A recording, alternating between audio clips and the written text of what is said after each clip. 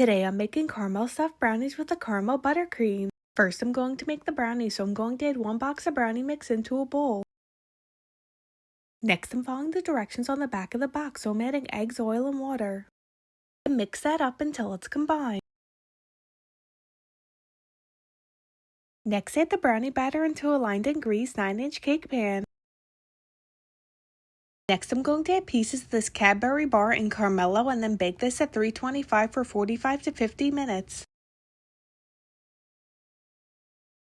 While the brownies are baking, I'm going to make the caramel frosting, so in a bowl I have 1 stick of softened butter. Next I'm going to add 1/3 cup of caramel sauce. Then add 1/3 cup of marshmallow fluff. Next add 1½ cups of powdered sugar. Then mix that up until it's combined. Once the brownies are cooled, I added them to a cutting board and I'm going to cut it into 8 triangles, and I'm using a plastic knife to make a clean cut. After I finish cutting the brownies, I put the caramel frosting into a piping bag, and now I'm going to pipe the frosting on each brownie. Lastly, I'm going to add a piece of this Cadbury Caramello on each brownie. Here's an up close look at the caramel stuffed brownies with the caramel buttercream.